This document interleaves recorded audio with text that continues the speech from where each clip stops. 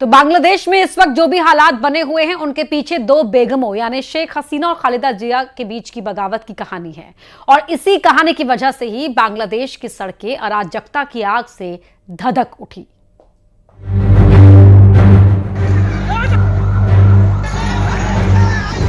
पुरानी अदावत,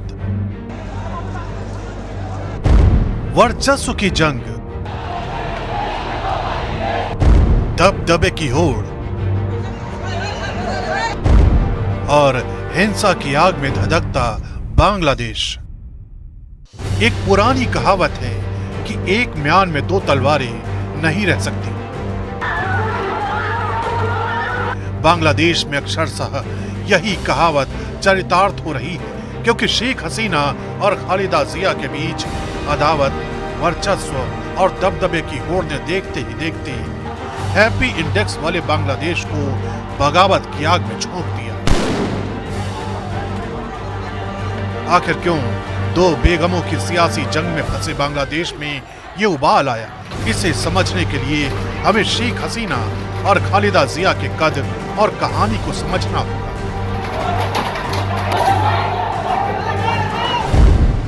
दरअसल ये दोनों बांग्लादेश की राजनीति के दो बड़े और प्रमुख चेहरे हैं। बांग्लादेश अवामी लीग के शेख हसीना और बांग्लादेश नेशनलिस्ट पार्टी की खालिदा जिया। बांग्लादेश की राजनीति इन्हीं दोनों कद्दावर नेताओं के बीच झूलती है। शेख हसीना बांग्लादेश के संस्थापक और बंगबंधु कहे जाने वाले पहले राष्ट्रपति शेख मुजीबुर रहमान की बेटी है, जबकि खालिदा जिया पूर्व सैन्य अधिकारी और राष्ट्रपति जियाउर रहमान की बेगम है। दोनों रसूखदार परिवारों से हैं और अपने अपने परिवारों की सियासत को आगे बढ़ा रही है।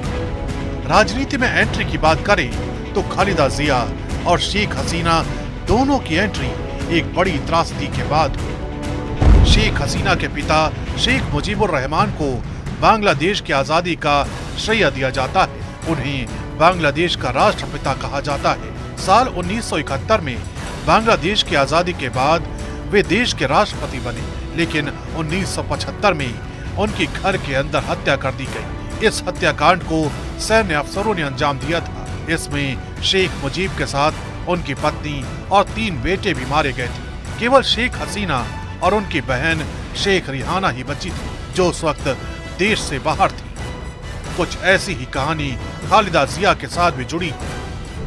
खालिदा जिया के पति जियाउर रहमान एक प्रमुख मिलिट्री कमांडर और आजादी संग्राम के हीरो थे। शेख मुजीब की हत्या के बाद उन्होंने देश का शासन संभाला।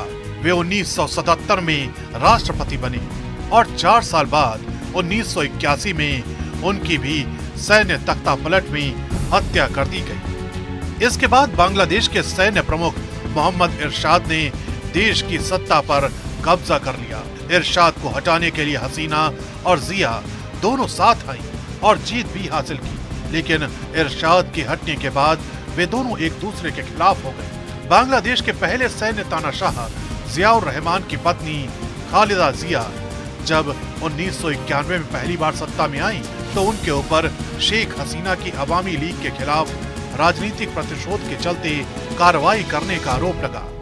बाद में जब हसीना की सरकार आई तो उनके ऊपर भी खालिदा जिया की पार्टी बीएनपी के ऊपर ऐसी ही कार्रवाई का आरोप लगा। इस लड़ाई में आखिरकार खालिदा जिया को जेल जाना पड़ा, जिसका असर बांग्लादेश की सियासत में यह हुआ कि खालिदा जिया और शेख हसीना के बीच राजनीतिक उठापटक को बैटल ऑफ बेगम कहा जाने लगा। और यही तस्वीर इस वक्त बांग्लादेश में दिखाई दे रही है, क्योंकि शेख हसीना सरकार के तख्तापलट में खालिदा जिया की भी भूमिका बताई जा रही है।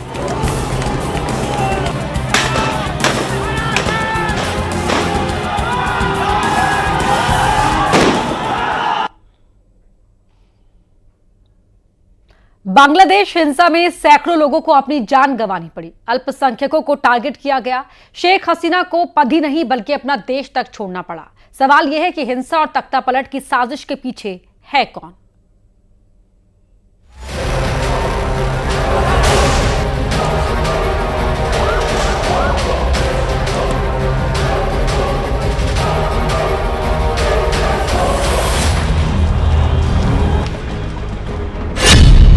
बांग्लादेश में हिंसा के पीछे कौन? सबसे बड़ा पर्दाफाश।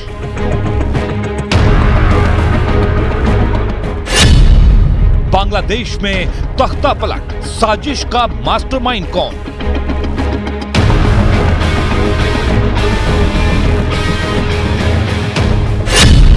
जमात का जहर, खुफिया रिपोर्ट लीक।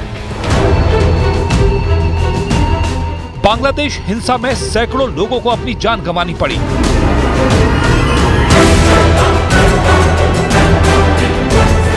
अल्पसंख्यकों को टारगेट किया गया।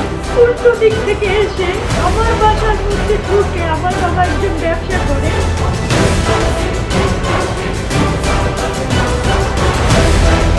शेख हसीना को अपना पद छोड़ना पड़ा और बांग्लादेश छोड़कर भारत आना पड़ा।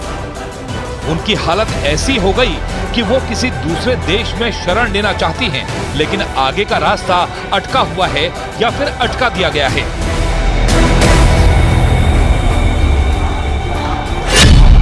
सवाल है, हिंसा और तख्ता पलट के साजिश के पीछे कौन है? एक नाम जो सबसे ज्यादा चर्चा में है वो है जमात इस्लामी।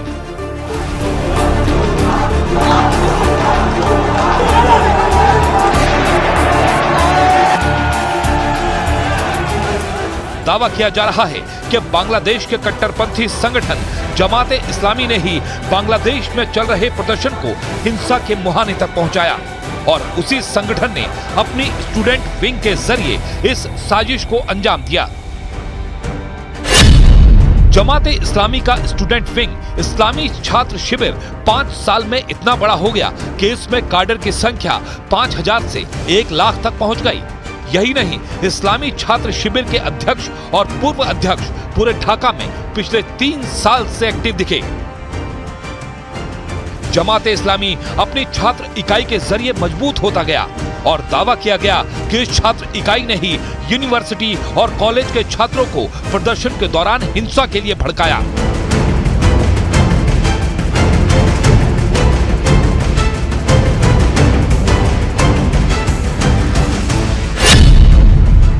अपनी ताकत बढ़ाने के लिए जमात ने बांग्लादेश के विश्वविद्यालयों को चुना और वहां दाखिला लेने आए छात्रों पर नजर रखी।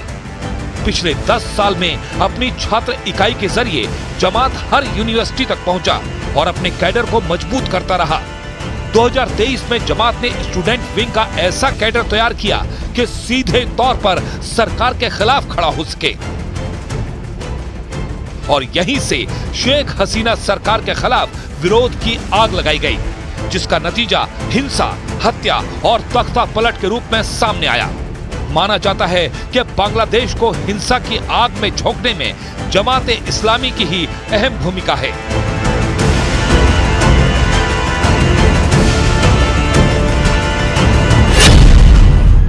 बांग्लादेश की बड़ी यूनिवर्सिटी ढाका, राजशाही, चिटगांव और इस्लामिक यूनिवर्सिटी जमात इस्लामी के छात्र विंग के आंदोलन के प्रमुख केंद्र रहे, जहां छात्रों को भड़काने का आरोप जमात की छात्र इकाई पर लगा। बांग्लादेश में हिंसा को भड़काने का आरोप जमात इस्लामी पर यूं ही नहीं लगा। बांग्लादेश में हिंसा के दौरान एक चेहरा नूरुल इस्लाम काफी चर्चा में रहा। वो जमात की छात्र इकाई का पूर्व सदस्य है, जिसके संबंध जमात के नेताओं से मजबूत माने जाते हैं। वो न सिर्फ भारत विरोधी प्रदर्शन में शामिल रहा, बल्कि शेख हसीना के खिलाफ हुए प्रदर्शन से भी जुड़ा रहा। और माना जाता है कि इस हिंसा और बांग्लादेश में तख्ता पलट का सबसे ज्यादा फायदा जमात और वहां की विपक्षी पार्टी बांग्लादेशी नेशनल पार्टी को हुआ। हिंसा के बाद इन दोनों के नेता जेल से रिहा होने लगे और बांग्लादेश की राजनीति में उनका दबदबा बढ़ गया।